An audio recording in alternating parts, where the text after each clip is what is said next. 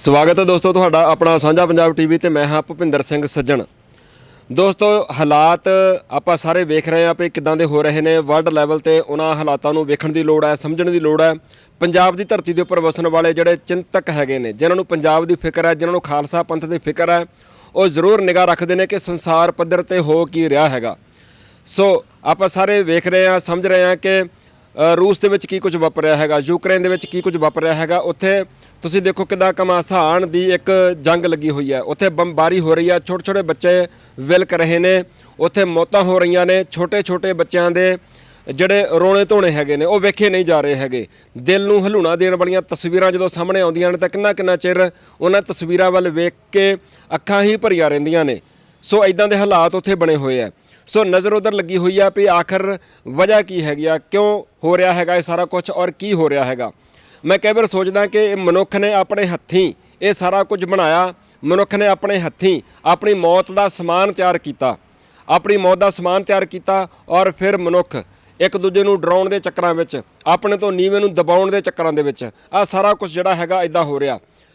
ਮਨੁੱਖਾਂ ਨੂੰ ਡਰਾਇਆ ਜਾ ਰਿਹਾ ਹੈਗਾ। ਵੱਡਾ ਦੇਸ਼ ਛੋਟੇ ਦੇਸ਼ ਨੂੰ ਡਰਾ ਰਿਹਾ ਹੈਗਾ। ਵੱਡਾ ਛੋਟੇ ਨੂੰ ਦਬਾਉਣ ਦੀ ਕੋਸ਼ਿਸ਼ ਕਰ ਰਿਹਾ ਹੈਗਾ ਔਰ ਜਿਹੜਾ ਛੋਟਾ ਹੈਗਾ ਉਹ ਯਤਨ ਕਰ ਰਿਹਾ ਕਿ ਮੈਂ ਕਿੱਦਾਂ ਵੱਡਾ ਬਣ ਸਕਦਾ ਹੈਗਾ। ਸੋ ਇਸ ਕਿਸਮ ਦੇ ਯਤਨ ਹੋ ਰਹੇ ਨੇ।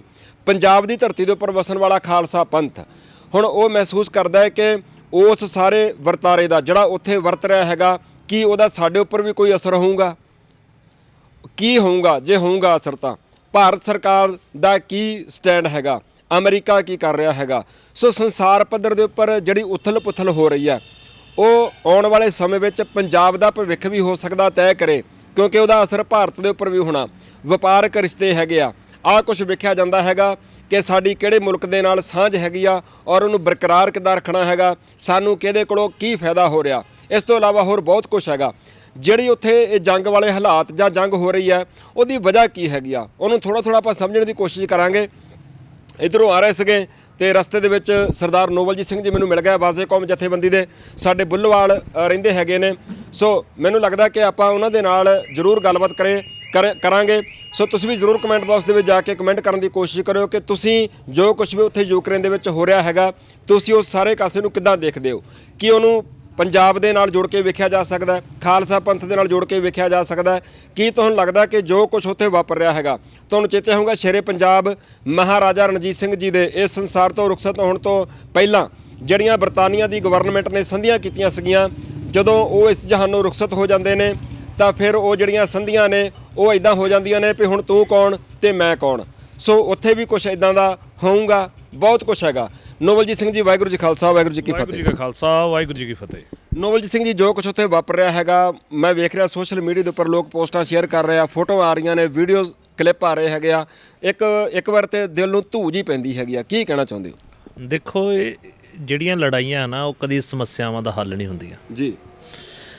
ਤੇ ਇਹ ਜੋ ਕੁਛ ਹੋ ਰਿਹਾ ਆ ਇਹ ਬਹੁਤ ਦਰਦਨਾਕ ਆ ਜੀ। ਦੇਖੋ, ਜਿਹੜੇ ਇਨੋਸੈਂਟ ਪੀਪਲ ਆ, ਲੋਕ ਆ ਜਿਹੜੇ, ਉਹ ਜਦੋਂ ਮਰਦੇ ਆ, ਬੱਚੇ ਆਪਣੇ ਮਾਪੇ ਦੀਆਂ ਲਾਸ਼ਾਂ ਨੂੰ ਦੇਖਦੇ ਆ, ਮਾਪੇ ਆਪਣੇ ਬੱਚਿਆਂ ਦੀ ਲਾਸ਼ਾਂ ਨੂੰ ਦੇਖਦੇ, ਇਹ ਬੜਾ ਦਰਦਨਾਕ ਹੁੰਦਾ ਜੀ। ਖਾਸ ਕਰ ਹੁਣ ਅਜਿਹੇ ਸਮੇਂ ਦੇ ਵਿੱਚ ਜਿੱਥੇ ਪੂਰੀ ਦੁਨੀਆ ਇੱਕ ਪਹਿਲਾਂ ਹੀ ਜਿਹੜਾ ਜਿੱਦਾਂ ਕੋਵਿਡ ਦਾ ਸੀਗਾ ਜਾਂ ਹੋਰ ਜਿਹੜੀਆਂ ਸਮੱਸਿਆਵਾਂ ਆ ਉਹਨਾਂ ਨਾਲ ਜਿਹੜੀ ਉਹ ਜੂਝ ਰਹੀ ਆ।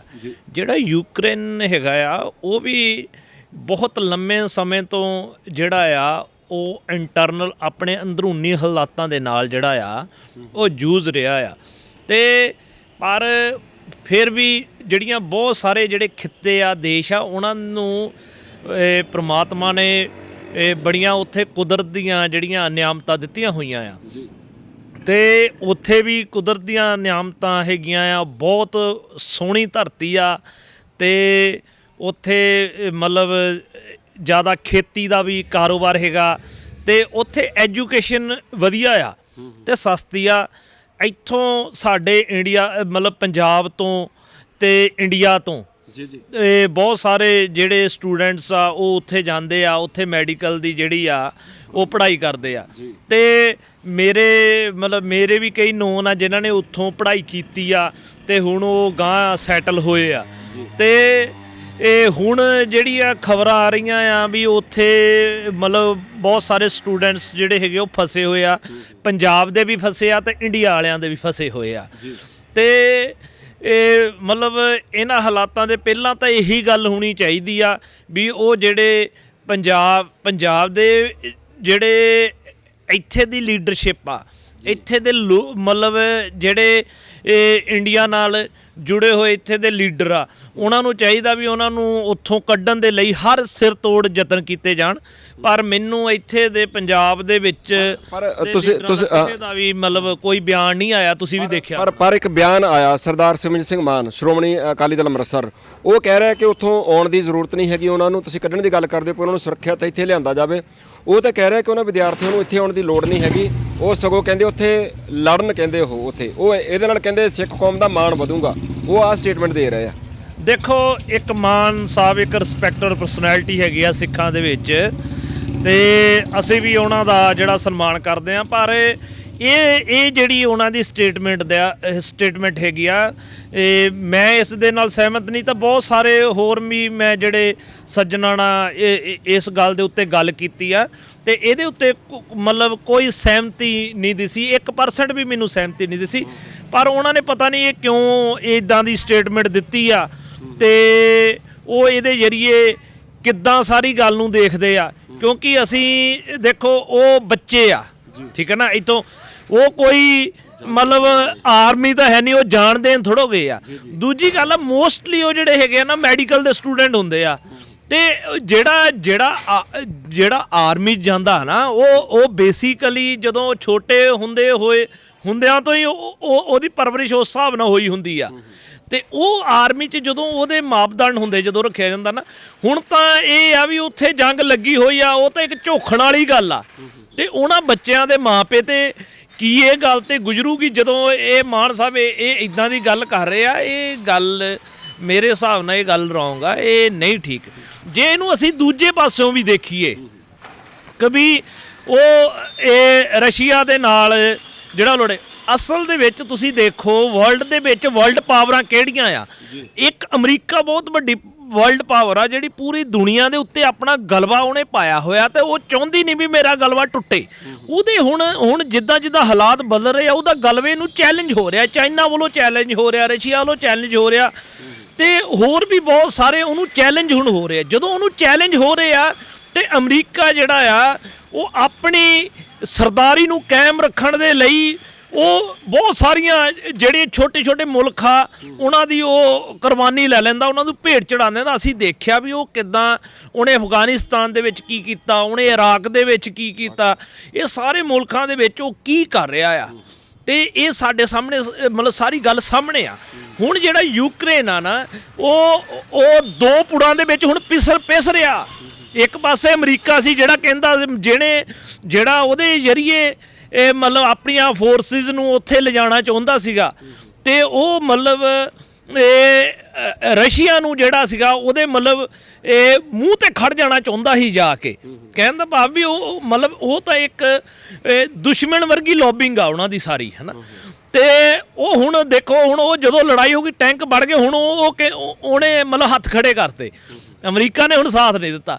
ਹੁਣ ਜਿੰਨਾ ਸਾਰਾ ਨੁਕਸਾਨ ਹੋ ਰਿਹਾ ਹੋ ਤਾਂ ਯੂਕਰੇਨ ਦਾ ਰਿਹਾ, ਕਿਹਦੇ ਕਰਕੇ ਉਹ ਜਿਹੜਾ ਉਹ ਰਸ਼ੀਆ ਨੂੰ ਚੈਲੰਜ ਕਰਦਾ ਪਿਆ ਸੀਗਾ, ਅਮਰੀਕਾ ਕਰਕੇ ਕਰਦਾ ਪਿਆ ਸੀਗਾ। ਅਮਰੀਕਾ ਪਿੱਛੇ ਹਟ ਗਿਆ, ਤੇ ਹੁਣ ਉਹ ਮਤਲਬ ਉਹਦਾ ਨੁਕਸਾਨ ਦੇਖੋ ਕਿੰਨੀ ਵੱਡੀ ਪੱਧਰ 'ਤੇ ਨੁਕਸਾਨ ਹੋਇਆ। ਬਹੁਤ ਸਾਰੇ ਜਿਹੜੇ ਉੱਥੇ ਦੇ ਰਾਸ਼ਟਰਪਤੀ ਜਿਹੜੇ ਪੁਤਿਨ ਆ, ਉਹਦੀਆਂ ਸਟੇਟਮੈਂਟਾਂ ਆ ਰਹੀਆਂ ਅਲੱਗ-ਅਲੱਗ ਤਰੀਕੇ ਨਾਲ ਆ ਰਹੀਆਂ ਵੀ ਅਸੀਂ ਮਤਲਬ ਇਹ ਸਾਡੇ ਲਈ, ਉਹਨੇ ਇੱਕ ਗੱਲ ਕਹੀ ਹੈ ਵੀ ਜਿਹੜੀ ਜੰਗ ਆ ਨਾ, ਉਹ ਕਹਿੰਦਾ ਇਹਦੇ ਵਿੱਚੋਂ ਕੋਈ ਵੀ ਨਹੀਂ ਜਿੱਤਦਾ। ਦੇਖੋ ਉਹਨੇ ਨਾ ਦੋ ਤਿੰਨ ਉਹਦੀਆਂ ਸਟੇਟਮੈਂਟਾਂ ਸੁਣੋ। ਉਹ ਕਹਿੰਦਾ, ਪਹਿਲੀ ਗੱਲ ਉਹ ਕਹਿੰਦਾ ਵੀ ਅਸੀਂ ਕਬਜ਼ਾ ਕਰਨ ਦੇ ਲਈ ਨਹੀਂ ਅਟੈਕ ਕਰ ਰਹੇ, ਕਹਿੰਦਾ ਅਸੀਂ ਇੱਥੇ ਲੋਕਾਂ ਦੀ ਸਰਕਾਰ ਕਾਇਮ ਕਰਨਾ ਚਾਹੁੰਦੇ ਆ, ਠੀਕ ਹੈ ਨਹੀਂ।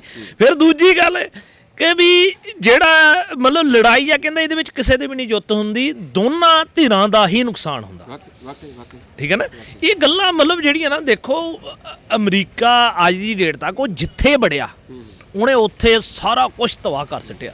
ਮਤਲਬ ਤੁਹਾਨੂੰ ਇਦਾਂ ਲੱਗਦਾ ਕਿ ਕੁਝ ਅਮਰੀਕਾ ਦਾ ਰੋਲ ਕੁਝ ਇਦਾਂ ਦਾ ਹੈਗਾ ਜਿੱਦਾਂ ਕਿਸੇ ਨੂੰ ਚੱਕ ਪੱਟ ਪਹਿਲਾਂ ਕਰ ਦੇਣੀ ਚੱਕ-ਪੱਟ ਕਰਕੇ ਕਿਸੇ ਦੇ ਵਿਰੁੱਧ ਕਰ ਦੇਣਾ ਤੇ ਮੁੜ ਕੇ ਆਪ ਪੈਰ ਪਿੱਛੇ ਖਿੱਚ ਲੈਣੇ, ਇਦਾਂ ਦਾ ਕੁਝ? ਦੇਖੋ, ਅਮਰੀਕਾ ਕਿਸੇ ਵੀ ਦੇਸ਼ ਦੇ ਨਾਲ ਸਿੱਧਾ ਟਕਰਾਅ 'ਚ ਨਹੀਂ ਜਾਂਦਾ, ਚਾਈਨਾ ਦੇ ਨਾਲ ਸਿੱਧਾ ਟਕਰਾਅ 'ਚ ਨਹੀਂ ਜਾਂਦਾ, ਰਸ਼ੀਆ ਦੇ ਨਾਲ ਸਿੱਧਾ ਟਕਰਾਅ 'ਚ ਨਹੀਂ ਜਾਂਦਾ। ਉਹ ਜਿਹੜੇ ਨਿੱਕੇ ਨਿੱਕੇ ਦੇਸ਼ ਆ ਉਹਨਾਂ ਨੂੰ ਉਲਝਾਉਂਦਾ ਤੇ ਉਹਨਾਂ ਦੀ ਇਕਨੋਮੀ ਨੂੰ ਡਾਊਨ ਕਰਦਾ ਆ। ਤੇ ਇੱਕ ਜਿਹੜੀ ਹੁਣ ਨਵੀਂ ਸਫਾਬੰਦੀ ਚੱਲ ਰਹੀ ਆ ਨਾ, ਇਹ ਰਸ਼ੀਆ, ਚਾਈਨਾ, ਇਹ ਸਾਰੀ ਹੁਣ ਪਾਕਿਸਤਾਨ ਵੀ ਉਹਨਾਂ ਦੇ ਨਾਲ ਰਿਹਾ, ਇਹ ਸਾਰੀ ਬੈਲਟ ਇਕੱਠੀ ਹੋ ਰਹੀ ਆ। ਤੇ ਜਿਹੜਾ ਇੰਡੀਆ ਆ, ਉਹ ਹੁਣ ਜਿਹੜਾ ਉਹਦੇ ਲਈ ਬੜੀ ਦੁਬਿਧਾ ਵਾਲੀ ਸਥਿਤੀ ਖੜੀ ਹੋਈ ਆ ਵੀ ਉਹ ਅਮਰੀਕਾ ਨਾ ਜਾਵੇ ਕਿ ਉਹ ਰਸ਼ੀਆ ਨਾ ਜਾਵੇ। ਹੁਣ ਉਹ ਮਤਲਬ ਜਦੋਂ ਹੁਣ ਉਹ ਪਾਕਿਸਤਾਨ ਉੱਧਰ ਰਲ ਗਿਆ ਜਾ ਕੇ, ਉਹਨੇ ਸਿੱਧੀ ਡਿਕਲੇਅਰ ਕਰਤੀ। ਦੇਖੋ, ਦੋ ਤਰੀਕੇ ਦੀ ਗੱਲ ਹੁੰਦੀ, ਇੱਕ ਤਾਂ ਸਿੱਧਾ ਡਿਕਲੇਅਰ ਕਰਨਾ ਹੁੰਦਾ ਵੀ ਅਸੀਂ ਰਸ਼ੀਆ ਦੇ ਪੱਖ 'ਚ ਆ ਜਾਂ ਯੂਕਰੇਨ ਦੇ ਵਿਰੋਧ 'ਚ ਆ, ਜਾਂ ਯੂਕਰੇਨ ਦੇ ਪੱਖ 'ਚ ਅਸੀਂ ਰਸ਼ੀਆ ਦੇ ਵਿਰੋਧ 'ਚ ਆ, ਜਾਂ ਅਸੀਂ ਦੋਨਾਂ ਦੇ ਹੱਕ ਜਾਂ ਵਿਰੋਧ 'ਚ ਨਹੀਂ ਹੈਗੇ, ਠੀਕ ਹੈ ਨਾ। ਤੇ ਇਹ ਗੱਲ ਦੇ ਉੱਤੇ ਹੁਣ ਜਿਹੜੀ ਪਾਕਿਸਤਾਨ, ਉਹਨੇ ਸਿੱਧੀ ਗੱਲ ਆਪਣੀ ਉਹਨੇ ਰਸ਼ੀਆ ਦੇ ਵਿੱਚ ਉਹ ਗਿਆ, ਉਹਦਾ ਮਤਲਬ ਇਮਰਾਨ ਖਾਨ ਗਿਆ ਤੇ ਉਹਨੇ ਸਪੋਰਟ ਕੀਤੀ ਆ। ਜਦ ਕਿ ਜਿਹੜਾ ਇੰਡੀਆ, ਉਹਨੇ ਜਿਹੜੀ ਆਪਣੀ ਗੱਲ ਆ ਨਾ, ਉਹਨੂੰ ਸਨੱਬ ਜਿਹਾ ਕਰ ਲਿਆ ਤੇ ਉਹ ਮਤਲਬ ਉਹ ਹੁਣ ਅਮਰੀਕਾ ਵੱਲ ਹੀ ਭੁਗਤਦਾ ਦੀਦਾ ਆ।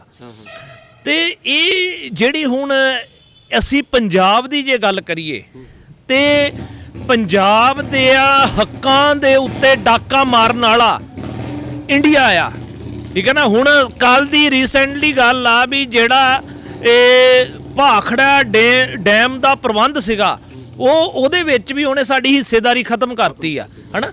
ਉਹ ਤਾਂ ਸਾਨੂੰ ਲੁੱਟ ਰਿਹਾ, ਸਾਡਾ ਮਤਲਬ ਸਾਡਾ ਚੰਡੀਗੜ੍ਹ ਤੇ ਦਾਅਵੇ, ਉਹਨੇ ਚੰਡੀਗੜ੍ਹ ਤੇ ਸਾਡੇ ਸਾਰੀ ਦਾਅਵੇਦਾਰੀਆਂ ਖਤਮ ਕਰਦੀਆਂ, ਉੱਥੇ ਖਤਮ ਕਰਤੀਆਂ। ਤੇ ਹੌਲੀ ਹੌਲੀ ਉਹ ਸਾਡੇ ਜਿਹੜੇ ਪੰਜਾਬ ਦੇ ਸੋਰਸ ਆ ਉਹ ਖਾ ਰਿਹਾ, ਪੰਜਾਬ ਦੀ ਜਿਹੜਾ ਟੈਕਸ ਆ ਉਹਨਾਂ ਵਿੱਚ ਵੀ ਉਹ ਕੁੰਡੀ ਲਾ ਰਿਹਾ। ਉਹ ਆਪਣੇ ਅਨੁਸਾਰ ਜਿਹੜੀ ਗੌਰਮੈਂਟ ਬਣਦੀ ਹੈ ਉਹ ਆਪਣੇ ਅਨੁਸਾਰ ਤੈਅ ਕਰਦਾ ਵੀ ਮੈਂ ਦੇਣਾ ਨਹੀਂ ਦੇਣਾ, ਕਦੋਂ ਨਹੀਂ ਦੇਣਾ, ਠੀਕ ਹੈ ਨਾ।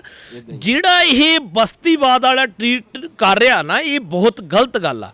ਅੱਛਾ, ਇੱਕ ਹੋਰ ਚੀਜ਼ ਮੈਂ ਦੇਖਦਾ ਕਿ ਜਿੱਦਾਂ ਸੋਸ਼ਲ ਮੀਡੀਆ 'ਤੇ ਚਰਚਾ ਹੋ ਰਹੀ ਆ, ਬਹੁਤ ਸਾਰੇ ਲੋਕ ਖਾਸ ਕਰਕੇ ਸਿੱਖ ਭਾਈਚਾਰੇ ਦੇ, ਉਹ ਇਦਾਂ ਦੀਆਂ ਪੋਸਟਾਂ ਸ਼ੇਅਰ ਕਰਦੇ ਆ ਕਿ ਜਦੋਂ 1984 ਦੇ ਵਿੱਚ ਜਦੋਂ ਦਰਬਾਰ ਸਾਹਿਬ ਦੇ ਉੱਪਰ ਹਮਲਾ ਹੁੰਦਾ ਤੇ ਭਾਰਤ ਸਰਕਾਰ ਉਸ ਵੇਲੇ ਰੂਸ ਵੀ ਨਾਲ ਸੀਗਾ, ਤੇ ਇਸ ਕਰਕੇ ਇਦਾਂ ਵੀ ਕਈ ਸੋਚਦੇ ਆ ਵੀ ਠੀਕ ਆ, ਰੂਸ ਦੇ ਨਾਲ ਇਦਾਂ ਹੋਣੀ ਚਾਹੀਦੀ ਆ, ਇਦਾਂ ਵੀ ਕਈ ਸੋਚ ਰਹੇ ਆ। ਦੇਖੋ, ਉਦੋਂ ਉੱਥੇ ਕਮਿਊਨਿਜ਼ਮ ਸੀਗਾ। 91 ਦੇ ਵਿੱਚ ਜਿਹੜਾ ਪੁਤਿਨ ਆਇਆ, ਉੱਥੇ ਜਦੋਂ ਉੱਥੇ ਪੁਤਿਨ ਆਇਆ, ਉਹ ਕਾਮਰੇਡਾਂ ਨੂੰ ਉੱਥੋਂ ਕੱਢਿਆ ਗਿਆ, ਉਹਨਾਂ ਦੀ ਸਿਆਸਤ ਖਤਮ ਹੋਈ, ਤਾਂ ਹੀ ਉੱਥੇ ਤਾਂ ਪੁਤਿਨ ਆਇਆ। ਤੇ ਮੈਨੂੰ ਲੱਗਦਾ ਵੀ ਸਿੱਖਾਂ ਨੂੰ ਇਹ ਗੱਲ ਨਹੀਂ ਇਸ ਤਰੀਕੇ ਦੇ ਨਾਲ ਦੇਖਣੀ ਚਾਹੁੰਦੀ। ਜਿਹੜੀ ਯੂਰਪ ਤੇ ਅਮਰੀਕਾ ਦੇ ਵਿੱਚ ਵੀ ਬੈਠੇ ਸਿੱਖ ਆ ਨਾ, ਉਹ ਵੀ ਮਤਲਬ ਇਹ ਜਿਹੜੀ ਵਰਲਡ ਪਾਵਰਾਂ ਦੀ ਲੜਾਈ ਆ ਨਾ, ਉਹਦੇ ਵਿੱਚ ਐਵੇਂ ਅੱਖਾਂ ਮੀਟ ਕੇ ਉਹਦੇ ਵਿੱਚ ਸਿੱਧਾ ਐਂਟਰ ਨਾ ਕਰਨ। ਉਹ ਆਪਣੀ ਪਾਤਸ਼ਾਹੀ ਦੀ ਗੱਲ ਆ, ਆਪਣੀ ਧਿਰ ਦੀ ਗੱਲ ਆ, ਉਹਨੂੰ ਸੋਚਣ, ਉਹਦੇ ਅਕੋਰਡਿੰਗ ਜਿਹੜੀ ਆ ਗੱਲ ਉਹ ਕਰਨ। ਇਹ ਨਾ ਕਰਨ ਵੀ ਅਸੀਂ ਯੂਰਪ 'ਚ ਬੈਠੇ ਆ, ਅਸੀਂ ਜਿੱਦਾਂ ਯੂਰਪ ਸੋਚਦਾ ਅਸੀਂ ਉਹੀ ਐਨਕਾਂ ਲਾ ਕੇ ਸੋਚੀਏ। ਤੁਸੀਂ ਜਿਹੜੀ ਸਾਡੀ ਕੌਮੀਅਤ ਆ, ਜਿਹੜੀ ਸਾਡਾ ਪੰਥ ਦੀ ਜਿਹੜੀ ਸਾਡਾ ਸੰਘਰਸ਼ ਆ, ਉਹਨੂੰ ਮੱਦੇ ਨਜ਼ਰ ਰੱਖ ਕੇ ਫੈਸਲਾ ਲੈਣ ਵੀ ਅਸੀਂ ਕਰਨਾ ਕੀ ਆ, ਕਿਹੜਾ ਸਾਡਾ ਹਮੈਤੀ ਹੋ ਸਕਦਾ, ਕਿਹੜਾ ਸਾਡਾ ਵਿਰੋਧੀ ਹੋ ਸਕਦਾ। ਤੇ ਇੰਡੀਆ ਸਟੇਟ ਦੇ ਵਿੱਚ ਸਾਡੀ ਕੀ ਪੋਜੀਸ਼ਨ ਆ, ਇੰਡੀਆ ਸਟੇਟ ਕਿੱਥੇ ਸਟੈਂਡ ਕਰਦੀ ਆ, ਅਸੀਂ ਕਿੱਥੇ ਸਟੈਂਡ ਕਰਨਾ ਆ, ਸਾਡੇ ਹਿੱਤ ਕਿੱਥੇ ਆ। ਇਹ ਗੱਲਾਂ ਨੂੰ ਸਾਰਿਆਂ ਨੂੰ ਮੱਦੇ ਨਜ਼ਰ ਰੱਖ ਕੇ ਜਿਹੜੇ ਫੈਸਲੇ ਕਰਨੇ ਪੈਣਗੇ। ਇੱਦਾਂ ਨਹੀਂ ਮਤਲਬ ਫੈਸਲੇ ਲਏ ਜਾਣੇ ਵੀ ਉਹ ਅਮਰੀਕਾ 'ਚ ਉਹਦੇ ਅਨੁਸਾਰ ਫੈਸਲੇ ਲੈਣ, ਕੈਨੇਡਾ ਜੋ ਯੂਰਪ ਯੂਨੀਅਨ 'ਚ ਹੈਗੇ ਉਹ ਜਿੱਥੇ ਰਹਿੰਦੇ ਜਿਹੜੇ ਮੁਲਕਾਂ 'ਚ ਉਹਨਾਂ ਅਨੁਸਾਰ ਫੈਸਲੇ ਲੈਣ। ਤੇ ਫਿਰ ਇੱਦਾਂ ਤਾਂ ਫਿਰ ਇੱਥੇ ਪੰਜਾਬ ਦੇ ਲੋਕ ਜਿੱਦਾਂ ਇੰਡੀਆ ਫੈਸਲੇ ਲੈਂਦੇ, ਫਿਰ ਉਹ ਉਹਨਾਂ ਫੈਸਲਿਆਂ ਦੇ ਉੱਤੇ ਫੁੱਲ ਚੜਾਈ ਜਾਣ। ਫਿਰ ਤਾਂ ਪੰਜਾਬ ਦੇ ਹੱਕ ਜਾਂ ਪੰਥ ਦੀ ਜਿਹੜੀ ਗੱਲ ਆ ਪਾਤਸ਼ਾਹੀ ਦਾ, ਇਹ ਤਾਂ ਫਿਰ ਕਦੀ ਵੀ ਨਹੀਂ ਇੱਥੇ ਮਤਲਬ ਉਹ ਕਦੀ ਵੀ ਨਹੀਂ ਉਹ ਝੰਡਾ ਝੁੱਲਣਾ ਸਾਡਾ। ਫਿਰ ਤੁਹਾਡੇ ਹਿਸਾਬ ਦੇ ਨਾਲ ਜੋ ਕੁਝ ਉੱਥੇ ਵਰਤਾਰਾ ਜਿਹੜਾ ਵਾਪਰ ਰਿਹਾ ਹੈਗਾ ਆ, ਭਾਰਤ ਸਰਕਾਰ ਦਾ ਵਿੱਚ ਰੋਲ, ਜਾਂ ਜਿੱਦਾਂ ਤੁਸੀਂ ਕਿਹਾ ਕਿ ਸਿੱਖਾਂ ਨੂੰ ਇਦਾਂ ਨਹੀਂ ਸੋਚਣਾ ਚਾਹੀਦਾ ਵੀ ਰੂਸ ਨੇ ਉਸ ਵੇਲੇ ਭਾਰਤ ਸਰਕਾਰ ਦੀ ਨਾਲ ਸਪੋਰਟ ਕੀਤੀ ਸੀਗੀ, ਕਿਉਂਕਿ ਉਸ ਵੇਲੇ ਸਰਕਾਰ ਕਿਸੇ ਹੋਰ ਦੀ ਸੀ, ਕਿਉਂਕਿ ਦੇਸ਼ ਨੂੰ ਤਾਂ ਤੁਸੀਂ ਨਹੀਂ ਨਿੰਦ ਸਕਦੇ ਨਾ, ਸਰਕਾਰ ਜਿਹਦੀ ਸੀਗੀ ਉਹਨੇ ਹੀ ਹੈਲਪ ਕੀਤੀ ਹੋਊਗੀ, ਦੇਸ਼ ਥੋੜ੍ਹੇ ਕੋਈ ਚੱਲ ਕੇ ਆਉਂਦਾ ਨਾ ਹੈਲਪ ਕਰਨ ਵਾਸਤੇ। ਤੇ ਉੱਥੇ ਹੁਣ ਜੋ ਵਰਤਾਰਾ ਵਾਪਰ ਰਿਹਾ ਹੈਗਾ, ਜਿੱਦਾਂ ਪਿੱਛੇ ਜਿਹਾ ਹੁਣ ਥੋੜ੍ਹੇ ਦਿਨ ਪਹਿਲਾਂ ਇੱਦਾਂ ਚਰਚਾਵਾਂ ਹੋਈਆਂ ਕਿ 2 ਮੁਲਕ ਨਵੇਂ ਹੋਂਦ ਵਿੱਚ ਆ ਗਏ ਜੀ। ਫਿਰ ਪੰਜਾਬ ਦੇ ਸਿੱਖ ਕਈ ਵਾਰ ਸੋਚਦੇ ਵੀ ਜੇ ਉਹ ਰਾਤੋਂ ਰਾਤ ਇੱਦਾਂ ਹੋ ਜਾਂਦਾ ਆ ਤੇ ਸਾਡੇ ਇੱਥੇ ਪੰਜਾਬ ਦੇ ਵਿੱਚ ਵੀ ਖਾਲਸਾ ਰਾਜ ਇੱਦਾਂ ਹੀ ਰਾਤੋਂ ਰਾਤ ਹੋਂਦ ਵਿੱਚ ਆ ਜਾਣਾ ਹੈਗਾ, ਵੀ ਸਾਨੂੰ ਆਪਣੀ ਤਿਆਰੀ ਰੱਖਣੀ ਚਾਹੀਦੀ ਆ। ਇੱਦਾਂ ਸਿੱਖ ਇੱਦਾਂ ਸੋਚਦੇ ਆ, ਇੱਦਾਂ ਗੱਲਾਂ ਕਰਦੇ ਹੈਗੇ। ਤੁਹਾਡੇ ਹਿਸਾਬ ਦੇ ਨਾਲ ਜੋ ਉੱਥੇ ਵਾਪਰ ਰਿਹਾ ਹੈਗਾ ਉਹਦਾ ਕੋਈ ਅਸਰ ਹੋਏਗਾ ਇੱਥੇ? ਨਹੀਂ, ਦੇਖੋ ਹੁਣ ਜਿਹੜਾ ਨਾ ਹੁਣ ਦੁਨੀਆ ਬਦਲੂਗੀ।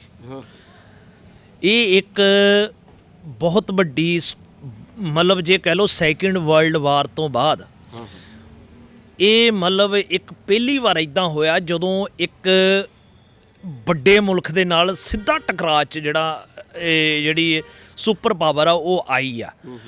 ਤੇ ਹੁਣ ਨਵੀਆਂ ਸਫਬੰਦੀਆਂ ਚੱਲਣ ਡਈਆਂ, ਰਸ਼ੀਆ ਵੀ ਕੰਪੇਨ ਕਰ ਰਿਹਾ ਵੀ ਉਹਦੇ ਪੱਖ 'ਚ ਕੌਣ ਆ ਰਹੇ ਆ, ਤੇ ਉਧਰ ਅਮਰੀਕਾ ਵੀ ਲੱਗਾ ਹੋਇਆ ਵੀ ਉਹਦੇ ਪੱਖ 'ਚ ਕੌਣ ਆ ਰਿਹਾ ਆ। ਤੇ ਇਹ ਜਿਹੜੀਆਂ ਨਵਾਂ ਸਫਾਬੰਦੀਆਂ ਚੱਲ ਰਹੀਆਂ ਆ ਇਹਦੇ ਵਿੱਚ ਸਾਨੂੰ ਆਪਣਾ ਭਵਿੱਖ ਦੇਖਣਾ ਪਊਗਾ। ਜਿਹੜੀ ਇੱਕ ਥਰਡ ਵਰਲਡ ਵਾਰ ਦੀ ਗੱਲ ਮਤਲਬ ਚੱਲ ਰਹੀ ਹੈ, ਮੈਂ ਸਮਝਦਾ ਵੀ ਥਰਡ ਵਰਲਡ ਵਾਰ ਜਿਹੜੀ ਆ ਉਹ ਨਹੀਂ ਲੱਗੂਗੀ। ਪਰ ਜਿਹੜੀ ਭੂਗੋਲਿਕ ਸਥਿਤੀਆਂ ਆ ਨਾ ਉਹ ਬਹੁਤ ਅਹਿਮ ਹੋਣਗੀਆਂ ਦੇਸ਼ਾਂ ਦੀਆਂ, ਕਿਉਂਕਿ ਹੁਣ ਜਿਹੜਾ ਰਸ਼ੀਆ ਹੁਣ ਰੂਸ ਜਿਹੜਾ ਨਾ ਉਹ ਕਦੀ ਵੀ ਨਹੀਂ ਚਾਹੂਗਾ ਵੀ ਅਮਰੀਕਾ ਜਿਹੜਾ ਉਹਦੇ ਗੇਟ ਦੇ ਮੂੰਹ ਮਤਲਬ ਬਾਹਰ ਖੜਾ ਹੋ ਜਾਵੇ ਆ ਕੇ, ਉਹਦਾ ਦੁਸ਼ਮਣ ਉਹਦੇ ਗੇਟ ਦੇ ਹਰ ਟਾਈਮ ਖੜਾ ਰਵੇ, ਠੀਕ ਹੈ ਨਾ। ਤੇ ਉਹ ਹੁਣ ਉਹਨੂੰ ਜਿਹੜਾ ਆ ਉਹਨੂੰ ਪਿੱਛੇ ਨੂੰ ਧੱਕੂਗਾ, ਉਹ ਉਸ ਭੂਗੋਲਿਕ ਸਥਿਤੀ ਤੱਕ ਜਾਊਗਾ ਜਿੱਥੇ ਜਿਹੜਾ ਅਮਰੀਕਾ ਆ ਉਹ ਸਿੱਧਾ ਉਹਦੇ ਮਤਲਬ ਇੰਟਰ ਨਹੀਂ ਕਰ ਸਕੂਗਾ। ਇੱਦਾਂ ਹੀ ਹੁਣ ਜਿਹੜੀ ਪੰਜਾਬ ਦੀ ਭੂਗੋਲਿਕ ਸਥਿਤੀ ਆ ਨਾ ਉਹ ਬਹੁਤ ਜ਼ਿਆਦਾ ਅਹਿਮ ਆ, ਕਿਉਂਕਿ ਤੁਸੀਂ ਦੇਖ ਰਹੇ ਆ ਇੱਕ ਲੰਮੇ ਸਮੇਂ ਤੋਂ ਜਿਹੜਾ ਹੈਗਾ ਪਿਛਲੇ ਸਾਲਾਂ ਤੋਂ ਜਿਹੜਾ ਇਹ ਚਾਈਨਾ ਨੇ ਉੱਪਰਲੀ ਪੂਰੀ ਜਿਹੜੀ ਸਰਹੱਦ ਆ ਉਹ ਡਿਸਟਰਬ ਕੀਤੀ ਹੋਈ ਆ, ਠੀਕ ਹੈ ਨਾ। ਹੁਣ ਜਿਹੜਾ ਇੰਡੀਆ ਉਹਦੇ ਮੋਹਰੇ ਉਹ ਕੁਸਕ ਨਹੀਂ ਰਿਹਾ। ਇੰਡੀਆ ਉਹ ਜਿਹੜਾ ਚੈਲੰਜ ਉਹ ਖੜਾ ਕਰਦੇ ਉਹਦੇ ਉੱਤੇ ਗੱਲ ਨਹੀਂ, ਇੱਥੇ ਤੱਕ ਕਿ ਉਹ ਮਤਲਬ ਜਿਹੜੇ ਝੂਠੀਆਂ ਸਟੇਟਮੈਂਟਾਂ ਆਉਂਦੀਆਂ ਪਈਆਂ ਹੈ ਨਾ, ਇਹ ਸਾਰੀਆਂ ਗੱਲਾਂ ਨੂੰ ਜਿਹੜਾ ਉਹ ਮੱਦੇ ਨਜ਼ਰ ਰੱਖਣ ਦੀ ਗੱਲ ਆ। ਪਰ ਪੰਜਾਬ ਦੇ ਉੱਪਰ ਤਾਂ ਭਾਰਤ ਪੂਰੀ ਤਰ੍ਹਾਂ ਪੰਜਾਬ ਦੇ ਉੱਪਰ ਤਾਂ ਪੂਰੀ ਤਰ੍ਹਾਂ ਸਾਰਾ ਕੁਝ ਆਪਣੇ ਕੰਟਰੋਲ 'ਚ ਲਈ ਜਾ ਰਿਹਾ ਹੈਗਾ। ਫਿਰ ਪੰਜਾਬ ਦੀ ਤੇ ਖਾਲਸਾ ਪੰਥ ਦੀ ਸਥਿਤੀ ਕਿੱਥੇ? ਦੇਖੋ ਪੰਜਾਬ ਜਿਹੜੀ ਇੰਡੀਆ ਨੂੰ ਇਹ ਗੱਲ ਬਿਲਕੁਲ ਕਲੀਅਰ ਕੱਟ ਪਤਾ ਆ ਵੀ ਜਿਹੜੇ ਪੰਜਾਬ ਦੇ ਲੋਕ ਆ ਨਾ ਉਹ ਬਹੁਤ ਇਮੋਸ਼ਨਲ ਆ। ਜਦੋਂ ਕਿਤੇ ਉਹ ਏਜੰਡਾ ਕੋਈ ਮਿੱਥ ਲੈਂਦੇ ਆ ਨਾ ਤੇ ਉਹ ਉਹਨੂੰ ਸਰ ਕਰਨ ਦੇ ਲਈ ਉਹ ਜਿੰਦ ਜਾਨ ਲਾ ਲੈਂਦੇ ਆ। ਤੇ ਜਿਹੜਾ ਇੰਡੀਆ ਪਿਛਲੇ 70 ਸਾਲ ਤੋਂ ਪੰਜਾਬ ਦੇ ਸਾਰੇ ਸੋਰਸਾਂ ਨੂੰ ਲੁੱਟ ਰਿਹਾ, ਪੰਜਾਬ ਨੂੰ ਇੱਕ ਬਸਤੀ ਦੇ ਤਰੀਕੇ ਦੇ ਨਾਲ ਟ੍ਰੀਟ ਕਰ ਰਿਹਾ, ਤੇ ਆਉਣ ਵਾਲੇ ਸਮੇਂ ਦੇ ਵਿੱਚ ਜੇ ਕਿਤੇ ਹਾਲਾਤ ਬਦਲਦੇ ਆ ਤੇ ਫਿਰ ਪਤਾ ਨਹੀਂ ਇਹ ਮਤਲਬ ਇਹ ਜਿਹੜੀ ਜਿੱਦਾਂ ਰਾਹੁਲ ਗਾਂਧੀ ਨੇ ਵੀ ਇਹ ਗੱਲ ਕਹੀ ਹੁਣ ਵੀ ਇੰਡੀਆ ਇੱਕ ਯੂਨੀਅਨ ਆ, ਠੀਕ ਹੈ ਨਾ, ਤੇ ਉਹਦੀ ਗੱਲ ਦਰੁਸਤ ਸੀ। ਪਰ ਜਦੋਂ ਉਹਨਾਂ ਦਾ ਰਾਜ ਸੀ ਉਹਨਾਂ ਨੇ ਵੀ ਇਹੀ ਕੁਝ ਕੀਤਾ ਜੋ ਇਹ ਕਰ ਰਹੇ ਆ, ਠੀਕ ਹੈ ਨਾ। ਗੱਲ ਇਹ ਹੁੰਦੀ ਆ ਵੀ ਜਦੋਂ ਤਾਕਤ 'ਚ ਹੁੰਦੇ ਆ ਉਦੋਂ ਤੁਸੀਂ ਕੀ ਕਰਦੇ ਆ, ਤੇ ਫਿਰ ਇਹ ਜੁਨੀਅਨਾਂ ਫਿਰ ਟੁੱਟ ਸਕਦੀਆਂ ਆ, ਫਿਰ ਉਹ ਤਾਕਤਾਂ ਲੈ ਸਕਦੇ ਆ। ਲੋਕ ਦੇਸ਼ ਹੁੰਦੇ ਆ, ਜ਼ਮੀਨ ਦੇਸ਼ ਨਹੀਂ ਹੁੰਦੀ, ਲੋਕ ਦੇਸ਼ ਹੁੰਦੇ ਆ, ਠੀਕ ਹੈ ਨਾ। ਤੇ ਜੇ ਲੋਕਾਂ ਨੂੰ ਤੁਸੀਂ ਲੁੱਟੋਗੇ ਤੇ 100 ਸਾਲ ਲੁੱਟੋਗੇ ਤੇ ਲੋਕੀ ਕਦੀ ਵੀ ਨਹੀਂ ਤੁਹਾਡੇ ਨਾਲ ਖੜਨਗੇ। ਜੇ ਤੁਸੀਂ ਲੜਾਈਆਂ ਲੜਨੀਆਂ ਤੇ ਪੰਜਾਬ ਦੇ ਲੋਕਾਂ ਨੂੰ ਕਹੋ ਵੀ ਤੁਸੀਂ ਸਰਹੱਦਾਂ ਤੇ ਲੱਗ ਜਾਓ, ਤੇ ਜਦੋਂ ਪੰਜਾਬ ਦੇ ਲੋਕ ਹੱਕ ਮੰਗਣ ਤੇ ਤੁਸੀਂ ਕਹੋ ਵੀ ਤੁਸੀਂ ਅੱਤਵਾਦੀ ਆ, ਤੁਸੀਂ ਵੱਖਵਾਦੀ, ਉਹਨਾਂ ਦੇ ਗੋਲੀ ਮਾਰ ਦਿਓ। ਇਹ ਤਾਂ ਕੋਈ ਮਤਲਬ ਗੱਲ ਤਰਕਪੂਰਕ ਨਾ ਹੋਈ ਇਹ ਤਾਂ ਗੱਲ। ਤੇ ਇਹ ਗੱਲਾਂ ਹੁਣ ਸਾਰੇ ਲੋਕ ਸਮਝਦੇ ਆ। ਤੁਸੀਂ ਦੇਖੋ ਦੀਪ ਸਿੱਧੂ ਕਿਹੋ ਜਿਹੀ ਗੱਲ ਕਰਦਾ ਸੀਗਾ। ਇਹ ਇੱਕ ਬੜਾ ਵੱਡਾ ਸਟੇਟ ਨੂੰ ਮੈਸੇਜ ਜਿੱਥੇ 8-10 ਲੱਖ ਬੰਦਾ ਉਹਦੇ ਭੋਗ ਤੇ ਇਕੱਠਾ ਹੋ ਜਾਂਦਾ ਆ, ਠੀਕ ਹੈ ਨਾ। ਕਿਉਂ ਇਕੱਠਾ ਹੋ ਜਾਂਦਾ ਆ? ਉਹ ਦੀਪ ਸਿੱਧੂ ਦੀ ਸੋਚ ਜਿਹੜੀ ਗੱਲ ਕਰਦਾ ਸੀ ਉਹਦੇ ਮੂੰਹ ਨੂੰ ਉਹ ਜਦਣ ਉਹਦਾ ਭੋਗ ਪਿਆ ਕਿੰਨੇ ਬੰਦੇ ਉੱਥੇ ਬੰਬੇੋਂ ਆਏ ਆ, ਜਿਸ ਇੰਡਸਟਰੀ 'ਚ ਉਹ ਕੰਮ ਕਰਦਾ ਸੀਗਾ ਕਿੰਨੇ ਬੰਦੇ ਉੱਥੋਂ ਆਏ ਆ, ਉਹਦੇ ਕਿੰਨੇ ਕੁ ਰਿਸ਼ਤੇਦਾਰ ਆਏ ਆ। ਫਿਰ ਬੰਦੇ ਆਏ ਕੌਣ ਆ ਜਿਹੜੇ 10 ਲੱਖ ਆਏ ਆ? 10 ਲੱਖ ਉਹ ਬੰਦਾ ਆਇਆ ਜਿਹੜੀ ਉਹ ਗੱਲ ਕਹਿੰਦਾ ਸੀ, ਉਹ ਗੱਲ ਉਹਨਾਂ ਨੇ ਅੰਦਰ ਘਰ ਕੀਤੀ, ਉਹ ਗੱਲ ਨੇ ਉਹਨੂੰ ਖਿੱਚਿਆ, ਤੇ ਉਹ ਗੱਲ ਦੇ ਉਹ ਇਸ ਦੁੱਖ ਚੋਂ ਆਏ, ਉਹ ਗੱਲ ਕਰਨ ਵਾਲਾ ਬੰਦਾ ਦੁਨੀਆ ਤੋਂ ਚਲ ਗਿਆ। ਇੱਕ ਗੱਲ ਇਹ ਗੱਲ ਜਿਹੜੀ ਤੁਸੀਂ ਕਰਕੇ ਹਟਿਓ ਪਈ, ਉਹ ਜਿਹੜੀ ਸੋਚ ਸੀ ਦੀਪ ਸਿੱਧੂ ਵਾਲੀ ਹੈ ਨਾ, ਉਸ ਸੋਚ ਦੇ ਮੂੰਹ ਨੂੰ ਆਇਆ, ਕਿਉਂਕਿ ਲੋਕਾਂ ਨੂੰ ਪਤਾ ਸੀਗਾ ਕਿ ਉਹ ਕਿਹੜੀ ਸੋਚ ਲੈ ਕੇ ਚੱਲ ਰਿਹਾ ਹੈਗਾ, ਕਿਹੜੀ ਗੱਲ ਕਰ ਰਿਹਾ ਹੈਗਾ। ਹੁਣ ਸ਼ੁਰੂ ਵਿੱਚ ਤੁਸੀਂ ਇੱਕ ਗੱਲ ਆਖੀ ਸੀਗੀ ਕਿ ਜੰਗ ਕਿਸੇ ਵੀ ਮਸਲੇ ਦਾ ਹੱਲ ਨਹੀਂ ਹੁੰਦਾ ਹੈਗਾ, ਹੈ ਨਾ। ਹੁਣ ਦੀਪ ਸਿੱਧੂ ਨੇ ਇੱਕ ਹੋਰ ਗੱਲ ਕੀਤੀ ਸੀਗੀ, ਦੀਪ ਸਿੱਧੂ ਦੀ ਸੋਚ ਤੁਸੀਂ ਦੇਖੋ। ਹੁਣ ਜੇ ਜੰਗ ਕਿਸੇ ਮਸਲੇ ਦਾ ਹੱਲ ਨਹੀਂ ਹੈਗਾ, ਪਰ ਜੰਗ ਹੁੰਦੀ ਤਾਂ ਹੈ ਹੀ ਆ ਨਾ ਜੀ। ਹੁਣ ਹਥਿਆਰ ਬਣੇ ਹੋਏ ਆ, ਹੁਣ ਸਾਰਿਆਂ ਦੇ ਕੋਲ ਨਿਊਕਲੀਅਰ ਸਾਰਾ ਕੁਝ ਹੀ ਆਪਾਂ ਦੇਖਦੇ ਹਾਂ, ਮੌਤ ਦਾ ਸਮਾਨ ਸਾਰੇ ਤਿਆਰ ਕਰੀ ਬੈਠੇ ਆ, ਐਨ ਤੋਪਾਂ ਬੀੜੀਆਂ ਹੋਈਆਂ ਹਰੇਕ ਮੁਲਕ ਨੇ। ਦੀਪ ਸਿੱਧੂ ਇੱਕ ਹੋਰ ਗੱਲ ਕਹਿੰਦਾ ਸੀਗਾ, ਜਿੱਦਾਂ ਤੁਸੀਂ ਆਪਣਾ ਭਵਿੱਖ ਵੇਖਦੇ ਹੋ, ਪੰਜਾਬ ਦਾ ਖਾਲਸਾ ਪੰਥ ਦਾ ਭਵਿੱਖ ਜਿਹੜਾ ਹੈਗਾ ਤੁਸੀਂ ਵੇਖਦੇ ਹੋ, ਇਹ ਸਾਰੇ ਵਰਤਾਰੇ ਦੇ ਵਿੱਚੋਂ ਤੁਹਾਡਾ ਭਵਿੱਖ ਤੁਸੀਂ ਦੇਖ ਰਹੇ ਹੋ। ਦੀਪ ਸਿੱਧੂ ਇਹ ਵੀ ਗੱਲ ਕਹਿੰਦਾ ਸੀਗਾ ਕਿ ਟੇਬਲ ਦੇ ਉੱਪਰ ਟਾਕ ਕਰਨ ਤੋਂ ਤਾਂ ਉਹ ਤੁਹਾਡੇ ਨਾਲ ਟਾਕ ਕਰਨ ਵਾਸਤੇ ਤਾਂ ਬਹਿੰਦੇ ਆ, ਪਹਿਲਾਂ ਤੁਹਾਨੂੰ ਆਪਣੀ ਤਾਕਤ ਵਿਖਾਉਣੀ ਪੈਂਦੀ ਹੈ ਨਾ ਜੀ। ਹੁਣ ਜੰਗ ਹਰ ਕੋਈ ਕਹਿੰਦਾ ਵੀ ਜੰਗ ਕਿਸੇ ਮਸਲੇ ਦਾ ਹੱਲ ਨਹੀਂ ਹੈਗਾ। ਨੋਬਲਜੀਤ ਸਿੰਘ ਜੀ, ਹੁਣ ਜੇ ਤੁਸੀਂ ਮੰਨਦੇ ਹੋ ਇਹ ਗੱਲ ਭਈ ਅਮਰੀਕਾ ਨੇ ਉਹ ਇਦਾਂ ਕੀਤਾ, ਗਲਬਾਜਾ ਬਣਾਇਆ ਹੋਇਆ, ਹੁਣ ਜੇ ਤੁਸੀਂ ਮੇਰੀ ਧੌਣ ਫੜ ਕੇ ਮੈਨੂੰ ਐਨ ਚੰਗੀ ਤਰ੍ਹਾਂ ਜ਼ਮੀਨ ਤੇ ਲਾਇਆ ਹੈ ਨਾ ਜੀ, ਹੁਣ ਮੈਨੂੰ ਵੀ ਫਿਰ ਮਾੜਾ ਮੋਟਾ ਤੇ ਤੁਹਾਡਾ ਗਿੱਟਾ ਫੜਨਾ ਹੀ ਪਊਗਾ ਨਾ, ਦੱਬਣਾ ਹੀ ਪਊਗਾ ਨਾ, ਤਾਂ ਹੀ ਤੁਸੀਂ ਮੇਰੀ ਧੌਣ ਛੱਡੋਗੇ ਹੈ ਨਾ। ਸੋ ਉਹਨੂੰ ਆਪਾਂ ਜੰਗ ਕਹਿ ਦਿੰਦੇ ਆ। ਫਿਰ ਆਪਾਂ ਇਸ ਗੱਲ ਤੋਂ ਕਿੱਦਾਂ ਮੁਨਕਰ ਹੋ ਸਕਦੇ ਆ ਵੀ ਜੰਗ ਕਿਸੇ ਮਸਲੇ ਦਾ ਹੱਲ ਨਹੀਂ ਹੈਗਾ। ਟੇਬਲ ਦੇ ਉੱਪਰ ਬੈਠਣ ਵਾਸਤੇ ਤੁਹਾਨੂੰ ਪਹਿਲਾਂ ਘੋਲ ਜਿਹਦਾ ਕਰਨਾ ਹੀ ਪੈਂਦੇ ਆ ਨਾ ਜੀ। ਸੋ ਉਹਨਾਂ ਚੀਜ਼ਾਂ ਨੂੰ ਖਾਲਸਾ ਪੰਥ ਤੁਹਾਡੇ ਹਿਸਾਬ ਨਾਲ ਕਿੱਦਾਂ ਦੇਖੇ? ਖਾਲਸਾ ਪੰਥ ਕੀ ਕਰੇ ਆਪਣਾ ਪੰਜਾਬ ਦੇ ਵਿੱਚ ਭਵਿੱਖ ਵੇਖਣ ਦੇ ਵਾਸਤੇ? ਦੇਖੋ, ਜਦੋਂ ਅਸੀਂ ਸੰਘਰਸ਼ ਨਾ, ਇਹ ਸੰਘਰਸ਼ ਦੇ ਕਈ ਰਾਹ ਹੁੰਦੇ ਆ। ਹਰ ਇੱਕ ਬੰਦੇ ਨੇ ਜਿਹੜਾ ਨਾ ਉਹ ਸਮਝ ਚੋਂ ਤੇ ਪ੍ਰਮਾਤਮਾ ਦੀ ਬਖਸ਼ਿਸ਼ ਦੇ ਨਾਲ ਉਹ ਰਾਹ ਤੇ ਪੈਣਾ ਹੁੰਦਾ। ਇੱਕ ਜਬਰ ਹਕੂਮਤ ਦੇ ਖਿਲਾਫ ਇੱਕ ਕਲਮ ਦੇ ਨਾਲ ਲਿਖਣਾ ਨਾ, ਉਹ ਵੀ ਬੜਾ ਵੱਡਾ ਸੰਘਰਸ਼ ਹੁੰਦਾ। ਤੇ ਅਸੀਂ ਦੇਖਿਆ ਵੀ ਕਲਮ ਦੇ ਲਿਖਣ ਵਾਲਿਆਂ ਨੂੰ ਵੀ ਫਾਂਸੀਆਂ ਹੋਈਆਂ, ਠੀਕ ਹੈ ਨਾ। ਇੱਕ ਔਨ ਗਰਾਊਂਡ ਮਤਲਬ ਜਿਹੜਾ ਪੋਲੀਟੀਕਲ ਸੰਘਰਸ਼ ਕਰਨਾ, ਸਿਆਸੀ ਸੰਘਰਸ਼ ਕਰਨਾ, ਟੇਬਲ ਟਾਕ ਕਰਨੀ, ਅਵੇਅਰਨੈਸ ਲਿਆਣੀ ਜਿਹੜੀ ਹੁੰਦੀ ਆ, ਉਹ ਵੀ ਇੱਕ ਸੰਘਰਸ਼ ਆ। ਫਿਰ ਇੱਕ ਉਹ ਬੰਦੇ ਹੁੰਦੇ ਆ ਜਿਹੜੇ ਬੰਦੇ ਸਿੱਧੇ ਹਥਿਆਰਬੰਦ ਹੋ ਕੇ ਹੋ ਜਾਂਦੇ ਆ, ਇੱਕ ਉਹ ਵੀ ਸੰਘਰਸ਼ ਆ। ਇੱਕ ਉਹ ਬੰਦੇ ਹੁੰਦੇ ਕਿਸੇ ਗੱਲ 'ਚ ਨਹੀਂ ਹੁੰਦੇ, ਉਹ ਪਿੱਛੋਂ ਸੋਰਸ ਮੁਹੱਈਆ ਕਰਾਉਂਦੇ ਆ। ਮਤਲਬ ਇਹ ਸੰਘਰਸ਼ ਨਾ ਕਦੀ ਵੀ ਸਿੰਗਲ ਟਰੈਕ ਤੇ ਨਹੀਂ ਹੁੰਦਾ। ਸੰਘਰਸ਼ ਦੇ ਬਹੁਤ ਸਾਰੇ ਟਰੈਕ ਹੁੰਦੇ, ਮੰਜ਼ਿਲ ਇੱਕ ਹੁੰਦੀ ਆ, ਠੀਕ ਹੈ ਨਾ। ਤੇ ਜਿਹੜੇ ਬੰਦੇ ਥੱਲੇ ਲੜਦੇ ਹੁੰਦੇ ਆ ਉਹ ਟੇਬਲ ਤੇ ਨਹੀਂ ਹੁੰਦੇ, ਜਿਹੜੇ ਬੰਦੇ ਟੇਬਲ ਤੇ ਹੁੰਦੇ ਆ ਉਹ ਬੰਦੇ ਥੱਲੇ ਨਹੀਂ ਲੜਦੇ ਹੁੰਦੇ। ਜਿਹੜਾ ਬੰਦਾ ਲਿਖਦਾ ਹੁੰਦਾ ਆ ਉਹਦੇ ਹੱਥ 'ਚ ਕਲਮ ਹੁੰਦੀ, ਉਹਦੇ ਹੱਥ 'ਚ ਹਥਿਆਰ ਨਹੀਂ ਹੁੰਦਾ। ਜਿਹੜੇ ਹੱਥ 'ਚ ਹਥਿਆਰ ਹੁੰਦਾ ਉਹਦੇ ਹੱਥ 'ਚ ਕਲਮ ਨਹੀਂ ਹੁੰਦੀ। ਸਾਰੀਆਂ ਚੀਜ਼ਾਂ ਇੱਕ ਦੂਜੇ ਦੀਆਂ ਪੂਰਕ ਹੁੰਦੀਆਂ ਆ, ਠੀਕ ਹੈ ਨਾ। ਤੇ ਉਹ ਜਿਹੜੀ ਗੱਲ, ਉਹ ਜਿਹੜੇ ਉਹ ਵਿਜ਼ਨ 'ਚੋਂ ਇਹ ਗੱਲ ਕਰਦਾ ਸੀ ਨਾ, ਉਹ ਵਿਜ਼ਨ ਬਹੁਤ ਸੋਲਿਡ ਗੱਲ ਉਹਦੀ ਸੀਗੀ। ਤੇ ਉਹਦੇ ਲਈ ਜਿਹੜੇ ਹੈਗੇ ਆ ਇਹੀ ਆ ਵੀ ਪੰਜਾਬ ਦੇ ਲੋਕਾਂ ਦੇ ਵਿੱਚ ਵੱਧ ਤੋਂ ਵੱਧ ਜਿਹੜੀ ਅਵੇਅਰਨੈਸ ਆਵੇ ਵੀ ਸਾਡੀ ਲੁੱਟ ਕਿੱਦਾਂ ਆ। ਇੱਥੇ ਲੋਕਾਂ ਦੇ ਵਿੱਚ ਇੱਕ ਵੋਟ ਸਿਸਟਮ ਦੇ ਵਿੱਚ ਮਤਲਬ ਤੁਸੀਂ 70-75 ਸਾਲ ਹੋ ਗਏ ਸਾਨੂੰ ਸਰਕਾਰਾਂ ਚੁਣਦਿਆਂ ਨੂੰ, ਲੀਡਰ ਵਿੱਚੋਂ ਹੀ ਚੁਣ ਕੇ ਉਹੀ ਬੰਦਿਆਂ ਨੂੰ, ਕਿਉਂਕਿ ਇਹ ਜਿਹੜਾ ਸਿਸਟਮ ਆ ਇੰਡੀਆ ਦਾ ਉਹੀ ਕਰਪਟ ਆ। ਜਦੋਂ ਇਹਦੇ ਵਿੱਚ ਬੰਦੇ ਚੁਣ ਹੁੰਦੇ ਉਹ ਵੀ ਕਰਪਟ ਹੀ ਚੁਣ ਹੁੰਦੇ, ਕੋਈ ਪਾਰਟੀ ਆ ਜੇ। ਅਸੀਂ ਤਾਂ ਇਹ ਹੁਣ ਤੁਸੀਂ ਵੀ ਪਿਛਲੀ ਆ ਜਿਹੜੀਆਂ ਹੁਣ ਇਲੈਕਸ਼ਨਾਂ ਹੋਈਆਂ ਉਹਦੇ ਵਿੱਚ ਅਸੀਂ ਸਿੱਧੀ ਗੱਲ ਦੇਖੀ ਇਹ ਗੱਲ ਨੂੰ, ਹੈ ਨਾ। ਤੇ ਇਹਦੇ ਵਿੱਚ ਇਹ ਜਿਹੜਾ ਕਰਪਟ ਸਿਸਟਮ ਆ ਨਾ, ਇਹ ਤੋਂ ਅਲੱਗਾ ਜਿੱਦਾਂ ਅਸੀਂ ਉੱਥੇ 8-10 ਲੱਖ ਇਕੱਠੇ ਹੋਏ ਆ ਲੋਕ, ਸਾਨੂੰ ਪੰਜਾਬ ਦੇ ਮੁੱਦਿਆਂ ਤੇ ਇਕੱਠੇ ਹੋਣ ਦੀ ਲੋੜ ਆ। ਹੁਣ ਜਿੱਦਾਂ ਜਿਹੜਾ ਇਹ ਉਹਨਾਂ ਨੇ ਸਾਡੇ ਕੋਲ ਭਾਖੜਾ ਪ੍ਰਬੰਧ ਦੇ ਵਿੱਚ ਸਾਡੀ ਹਿੱਸੇਦਾਰੀ ਖਤਮ ਕਰਦੀ, ਇਸ ਗੱਲ ਦੇ ਉੱਤੇ ਸਾਨੂੰ ਇਕੱਠੇ ਹੋਣ ਦੀ ਲੋੜ ਆ।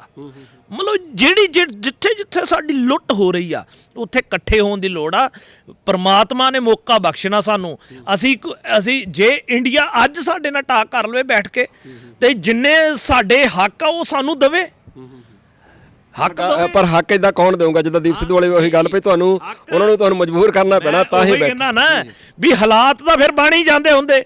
ਜੇ ਤੁਸੀਂ ਇੱਥੇ ਲੋਕਾਂ ਨੂੰ ਨਹੀਂ ਸੈਟੀਸਫਾਈਡ ਰੱਖੋਗੇ ਤੇ ਫਿਰ ਤਾਂ ਮੌਕੇ ਬਣ ਹੀ ਜਾਂਦੇ ਹੁੰਦੇ। ਪਤਾ ਨਹੀਂ ਕਿਹੜੇ ਦੇਸ਼ ਨੇ ਕਿਹਦੇ ਉੱਤੇ ਜਾ ਚੜਨਾ ਤੇ ਅਗਲੇ ਸਮੀਕਰਨ ਕੀ ਹੋਣੇ ਆ। ਨਿਊ ਵਰਲਡ ਆਰਡਰ ਦੀਆਂ ਵੀ ਗੱਲਾਂ ਚੱਲਣ ਡਈਆਂ ਆ। ਤੇ ਮਤਲਬ ਬਹੁਤ ਕੁਝ, ਜਿਹੜੀਆਂ ਇਹ ਹੱਦਾਂ ਇਹ ਕਿਤੇ ਧੁਰੋਂ ਨਹੀਂ ਲਿਖੀਆਂ ਆਈਆਂ, ਇਹ ਹੱਦਾਂ ਬਦਲਦੀਆਂ ਰਹੀਆਂ, ਹੱਦਾਂ ਬਦਲਦੀਆਂ ਰਹਿਣੀਆਂ ਮੁਲਕਾਂ ਦੀਆਂ। ਮੁਲਕ ਬਣਦੇ ਵੀ ਰਹੇ ਆ ਤੇ ਮੁਲਕ ਢਹਿੰਦੇ ਵੀ ਰਹੇ ਆ। ਤੇ ਇਸ ਕਰਕੇ ਕੋਈ ਵੀ ਜਿਹੜਾ ਹੁਕਮਰਾਨ ਆ ਜਾਂ ਕੋਈ ਵੀ ਵਿਚਾਰਧਾਰਾ ਵਾਲੇ ਲੋਕ ਆ, ਉਹ ਐ ਨਾ ਸਮਝਣ ਵੀ ਅਸੀਂ ਸਦੀਵ ਕਾਲ ਆ। ਉਹ ਲੋਕਾਂ ਦੇ ਬਣਾਏ ਲੋਕ ਆ। ਤੇ ਜੇ ਉਹ ਲੋਕਾਂ ਦਾ ਭਲਾ ਨਹੀਂ ਕਰਨਗੇ, ਉਹਨਾਂ ਦੀ ਵਿਚਾਰਧਾਰਾ ਲੋਕਾਂ ਦਾ ਭਲਾ ਨਹੀਂ ਕਰਨਗੀ, ਤੇ ਲੋਕੀ ਪਲਟਦੇ ਆਏ ਆ ਤੇ ਪਲਟ ਦੇਣਗੇ ਸਾਰਾ ਕੁਝ। ਅੱਛਾ, ਇਦਾਂ ਹੀ ਹੁਣ ਜਿੱਦਾਂ ਆਪਾਂ ਅਖੀਰ ਦੇ ਵਿੱਚ ਜਿੱਦਾਂ ਪੰਜਾਬ ਜਾਂ ਖਾਲਸਾ ਪੰਥ ਜਾਂ ਸਿੱਖ ਜੋ ਕੁਝ ਵੀ ਉੱਥੇ ਵਾਪਰ ਰਿਹਾ ਹੈਗਾ ਯੂਕਰੇਨ ਦੇ ਵਿੱਚ, ਤੁਹਾਡੇ ਹਿਸਾਬ ਦੇ ਨਾਲ ਜੇ ਉਸ ਚੀਜ਼ ਨੂੰ ਸਿੱਖਾਂ ਨੇ ਜਾਂ ਪੰਜਾਬ ਦੇ ਲੋਕਾਂ ਨੇ ਸਮਝਣਾ ਹੋਵੇ ਆਪਣੇ ਭਲੇ ਨੂੰ ਮੁੱਖ ਰੱਖ ਕੇ, ਆਪਣੇ ਭਵਿੱਖ ਨੂੰ ਮੁੱਖ ਰੱਖ ਕੇ, ਤਾਂ ਤੁਹਾਡੇ ਹਿਸਾਬ ਦੇ ਨਾਲ ਉਹਨਾਂ ਨੂੰ ਕਿਹੜੀ ਐਨਕ ਲਾ ਕੇ ਵੇਖਣਾ ਚਾਹੀਦਾ ਵੀ ਉੱਥੇ ਕਸੂਰ ਕਿਹਦਾ ਹੈਗਾ ਜਾਂ ਕਿਹਦੇ ਨਾਲ ਆਪਣੀ ਹਮਦਰਦੀ ਪ੍ਰਗਟਾਉਣੀ ਚਾਹੀਦੀ ਹੈ? ਰੂਸ ਜਾਂ ਯੂਕਰੇਨ ਦਾ ਕਿਹਨਾਂ ਲੋਕਾਂ ਦੇ ਨਾਲ ਹਮਦਰਦੀ ਪ੍ਰਗਟਾਉਣੀ ਚਾਹੀਦੀ ਹੈ? ਦੇਖੋ, ਹਮਦਰਦੀ ਤਾਂ ਭਲਾ ਦੁਸ਼ਮਣ ਦੇ ਘਰ 'ਚ ਵੀ ਕੋਈ ਮਰੇ ਹੈ ਨਾ, ਉਹ ਹਮਦਰਦੀ ਤਾਂ ਸਾਡੀ ਉਹਦੇ ਨਾਲ ਵੀ ਆ, ਠੀਕ ਹੈ ਨਾ। ਦੁੱਖ ਤਾਂ ਸਾਨੂੰ ਉਸ ਗੱਲ ਦਾ ਵੀ ਆ, ਪਰ ਹਮਦਰਦੀ ਕਹਿ ਲਓ ਜਾਂ ਕਹਿ ਲਓ ਮੈਂ ਇਹ ਜਾਣਨਾ, ਉੱਥੇ ਹੁਣ ਬੱਚੇ ਮਰ ਰਹੇ ਆ, ਪਰ ਇਹ ਇੱਥੇ ਤੱਕ ਜਿਹੜੀ ਗੱਲ ਆ ਉਹ ਆਈ ਕਿੱਦਾਂ, ਹੈ ਨਾ। ਤੁਸੀਂ ਇਹ ਇੱਕ ਰਸ਼ੀਆ ਨੇ ਆਪਣੇ ਡਿਫੈਂਸ 'ਚ ਵੀ ਇੱਕ ਇਹ ਹਮਲਾ ਕੀਤਾ ਆ। ਇਹ ਮਤਲਬ ਮੈਂ ਇਹ ਗੱਲ ਕਹਿਣਾ ਵੀ ਸਾਡੇ ਪੰਥ ਨੂੰ, ਸਾਡੇ ਕੌਮ ਨੂੰ, ਸਾਡੇ ਨੌਜਵਾਨਾਂ ਨੂੰ ਇਹ ਗੱਲਾਂ ਨੂੰ ਸਮਝਣ ਦੀ ਲੋੜ ਆ ਵੀ ਕਿੱਥੇ ਕਿੱਥੇ ਲੜਾਈਆਂ ਚੱਲ ਰਹੀਆਂ, ਉਹਨਾਂ ਦੇ ਕੀ ਕੀ ਕਾਰਨ ਆ, ਤੇ ਉਹਨਾਂ ਸਾਰਿਆਂ ਦੇ ਉਹਨਾਂ ਦੇ ਵਿੱਚੋਂ ਸਾਨੂੰ ਇੱਕ ਦੂਰ ਅੰਦੇਸ਼ੀ ਰੱਖ ਕੇ ਸਾਨੂੰ ਜਿਹੜੀ ਪੰਥਕ ਸੋਚ ਆ, ਸਾਡਾ ਜਿਹੜਾ ਪਾਤਸ਼ਾਹੀ ਦਾਵਾ ਆ, ਤੇ ਜਿਹੜਾ ਤੀਸਰ ਪੰਥ ਦੀ ਗੱਲ ਆ, ਅਸੀਂ ਅਮਰੀਕਾ ਦੀ ਮੰਡੀ ਬਣਨਾ ਚਾਹੁੰਦੇ ਆ ਤੇ ਨਾ ਅਸੀਂ ਮਤਲਬ ਕਿਸੇ ਹੋਰ ਦੀ ਮੰਡੀ ਬਣਨਾ ਚਾਹੁੰਦੇ ਆ, ਨਾ ਅਸੀਂ ਕਿਸੇ ਦੀ ਬਸਤੀ ਬਣਨਾ ਚਾਹੁੰਦੇ ਆ।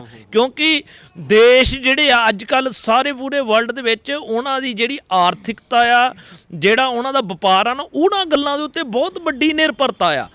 ਤੇ ਹੁਣ ਜਿਹਦਾ ਇਹਦੇ ਵਿੱਚ ਇੱਕ ਹੋਰ ਵੱਡੀ ਗੱਲ ਆ ਵੀ ਜਿਹੜੀ ਇੱਕ ਉਹ ਗੈਸ ਪਾਈਪ ਹੈਗੀ ਆ, ਜਿਹੜਾ ਅਰਬਾਂ ਦਾ ਕਾਰੋਬਾਰ ਜਿਹੜੀ ਜਰਮਨ ਨੂੰ ਨਿਕਲਦੀ ਰਸ਼ੀਆ ਸਪਲਾਈ ਕਰਦਾ ਆ, ਤੇ ਕਿਤੇ ਨਾ ਕਿਤੇ ਅਮਰੀਕਾ ਉਹਨੂੰ ਵੀ ਡੈਮੇਜ ਕਰਕੇ ਜਿਹੜੀ ਹੁਣ ਉਹਦਾ ਉਹ ਬਹੁਤ ਵੱਡਾ ਜਿਹੜਾ ਯੂਕਰੇਨ ਪੈਸਾ ਲੈਂਦਾ ਸੀ, ਕਿਉਂਕਿ ਯੂਕਰੇਨ ਰਾਹੀਂ ਲੰਘਦੀ ਸੀਗੀ ਉਹ ਪਾਈਪ, ਉਹਨੇ ਹੁਣ ਜਦੋਂ ਯੂਕਰੇਨ ਨੇ ਉਹਨੂੰ 20 ਗੁਣਾ ਕਰਤਾ, ਤੇ ਰਸ਼ੀਆ ਨੇ ਪਿਛਲੇ 5 ਸਾਲ ਲਾ ਕੇ ਖਰਬਾਂ ਡਾਲਰ ਲਾ ਕੇ ਉਹਨੂੰ ਬਾਈਪਾਸ ਯੂਕਰੇਨ ਨੂੰ ਕਰਕੇ ਉਹਨੇ ਸਿੱਧੀ ਪਹੁੰਚਾਤੀ ਸਮੁੰਦਰ ਰਾਹੀਂ। ਤੇ ਅਮਰੀਕਾ ਕਿਤੇ ਨਾ ਕਿਤੇ ਇਹ ਵੀ ਚਾਹੁੰਦਾ ਵੀ ਇਹ ਪਾਈਪ ਜਿਹੜੀ ਰਸ਼ੀਆ ਤੋਂ ਆਉਂਦੀ ਹੈ ਮੇਰੀ ਪਾਈਪ ਜਾਵੇ, ਉਹ ਖਰਬਾਂ ਡਾਲਰ ਮੇਰੇ ਕੋਲ ਆਵੇ, ਕਿਉਂਕਿ ਅਮਰੀਕਾ ਐਂ ਚਾਹੁੰਦਾ ਵੀ ਪੂਰੇ ਵਰਲਡ ਦੇ ਵਿੱਚ ਕੋਈ ਹਰ ਬੰਦੇ ਦੇ ਕੀਤੇ ਵਪਾਰ ਦੇ ਵਿੱਚ ਮੇਰਾ ਹਿੱਸਾ ਹੋਵੇ। ਤੁਸੀਂ ਹੁਣ ਮਤਲਬ WhatsApp ਇਸਤੇਮਾਲ ਕਰਦੇ ਆ, ਆਹ Google Pay ਕਰਦੇ ਆ, ਜਾਂ ਹੋਰ ਇਹ ਜਿਹੜੀਆਂ ਸਾਰੀਆਂ ਜਿਹੜੀਆਂ ਐਪਸ ਆ, ਇਹ ਸਾਰੀਆਂ ਅਮਰੀਕਾ ਦੇ ਜ਼ਰੀਏ ਚੱਲਦੀਆਂ। ਇਹ ਪੈਸਾ ਸਾਰਾ ਉੱਥੋਂ ਘੁੰਮਦਾ ਫੇਸਬੁੱਕ।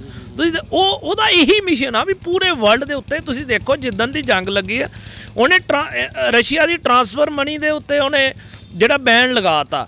ਉਹ ਜਦੋਂ ਹੁਣ ਰਸ਼ੀਆ ਜਿਹੜਾ ਅਮਰੀਕਾ ਐ ਟਰੀਟ ਕਰੂਗਾ, ਫਿਰ ਨਵੇਂ ਰਾਹ ਨਿਕਲਣਗੇ ਦੁਨੀਆ ਦੇ ਉੱਤੇ, ਨਵੇਂ ਕਾਰੋਬਾਰ ਦੇ ਵੀ ਫਿਰ ਰਾਹ ਨਿਕਲਣਗੇ।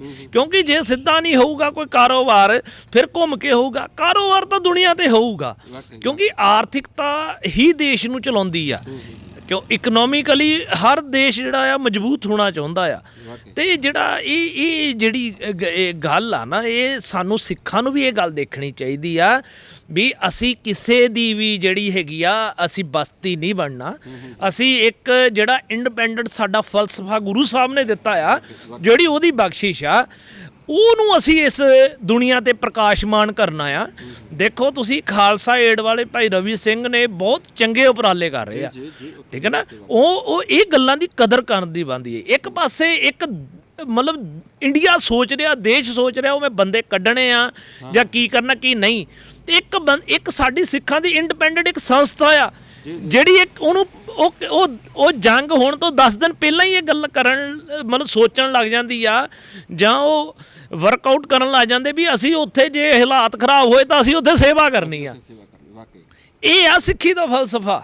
ਅਸੀਂ ਦੁਨੀਆ ਦਾ ਭਲਾ ਕਰਨਾ ਚਾਹੁੰਦੇ ਆ। ਅਸੀਂ ਦੁਨੀਆ 'ਚ ਭਲਾਈ, ਸਾਡੀ ਵਿਚਾਰਧਾਰਾ ਜਿਹੜੀ ਸਿੱਖੀ ਦੀ, ਉਹ ਭਲਾਈ ਦੀ ਵਿਚਾਰਧਾਰਾ, ਲੋਕਾਂ ਦੇ ਹਿੱਤ ਦੀ ਵਿਚਾਰਧਾਰਾ ਆ, ਨਾ ਕਿ ਦੇਸ਼ਾਂ ਨੂੰ ਖਾਣ ਵਾਲੀ, ਲੋਕਾਂ ਨੂੰ ਖਾਣ ਵਾਲੀ, ਬਸਤੀਆਂ ਬਣਾਉਣ ਵਾਲੀ, ਗਲਬਾ ਪਾਉਣ ਵਾਲੀ।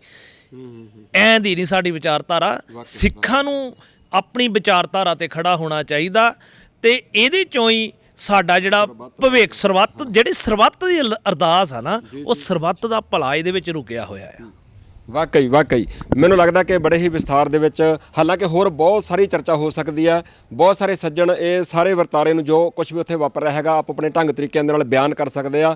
ਸੋ ਨੋਬਲਜੀਤ ਸਿੰਘ ਹੋਣਾ ਨੇ ਆਪਣੇ ਤਰੀਕੇ ਦੇ ਨਾਲ ਦੱਸਣ ਦੀ ਕੋਸ਼ਿਸ਼ ਕੀਤੀ ਹੈ ਵੀ ਕਿੱਦਾਂ ਅਮਰੀਕਾ ਜਿਹੜਾ ਹੈਗਾ ਉਹ ਇੱਕ ਆਪਣਾ ਗਲਬਾ ਬਣਾ ਰਿਹਾ ਹੈਗਾ, ਕਿੱਦਾਂ ਉਹ ਸਭ ਨੂੰ ਇੱਕ ਬਸਤੀ ਜੀ ਬਣਾ ਕੇ ਆਪਣੇ ਕੰਟਰੋਲ ਦੇ ਵਿੱਚ ਰੱਖਣਾ ਚਾਹੁੰਦਾ ਹੈਗਾ। ਸਾਰੀ ਇਕੋਨੋਮੀ, ਸਾਰਾ ਕੰਟਰੋਲ ਜਿਹੜਾ ਹੈਗਾ ਆਲ ਵਰਲਡ ਦਾ, ਉਹ ਚਾਹੁੰਦਾ ਵੀ ਮੇਰੇ ਹੱਥਾਂ ਦੇ ਵਿੱਚ ਹੋਵੇ।